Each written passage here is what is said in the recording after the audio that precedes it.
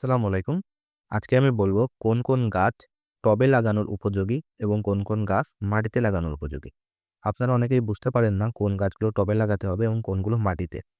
অনেকেই মাটিতে লাগানোর মতো গাছ টবে লাগিয়ে ফলন পান না এবং হতাশ হয়ে পড়েন। তো বলি ১ম এই এটা হচ্ছে একটা পেয়ারার গাছ। এটা হচ্ছে ফল হয়েছে এমন একটা পেয়ারা গাছ থেকে গুটি কলম নিয়ে লাগানো। তো এই ধরনের গাছ আপনারা অনায়াসেই টবে লাগাতে পারেন। কারণটা হচ্ছে এই গাছগুলো ছোট অবস্থাতেই ফল দেয়। তারপর দেখুন ডায়াবেটিস গাছ। আপনাদের পরিবারে যদি কারোরও ডায়াবেটিস হয়ে থাকে, তাহলে এই ধরনের একটা গাছ টবে অনায়াসেই করা সম্ভব।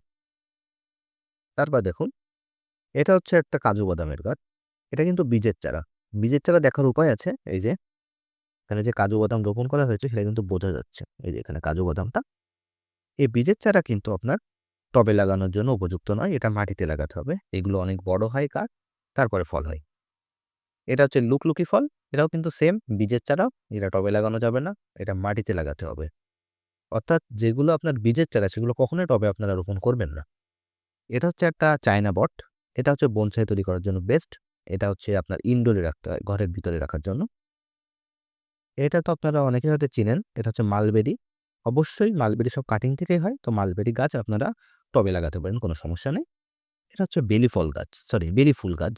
এই বেলি ফুল গাছ আপনারা টবে অবশ্যই লাগাতে পারেন। কারণ এর ফুলগুলো খুবই সুগন্ধি এবং টবে খুব সুন্দর ঝোপালো হয়, অনেক ফুল হয়।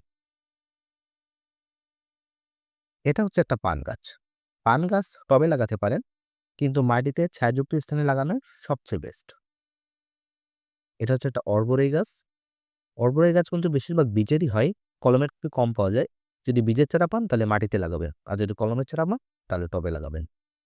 এটা হচ্ছে একটা কোনো পাতা নেই, দেখে বোঝা যাচ্ছে না, কিন্তু আমি তো জানি এটা হচ্ছে শরীফা ফলের গাছ। এটা এই দেখুন কলমের গাছ। এখানে জোর বোঝা যাচ্ছে। যদি এমন কলমের গাছ হয় তাহলে আপনারা টবে লাগাতে পারেন। তো এই গাছগুলো আমি বাগানে লাগাবো বলেই ক্রয় করেছি। ইনশাআল্লাহ লাগানোর সময় ভিডিও আপলোড দিব।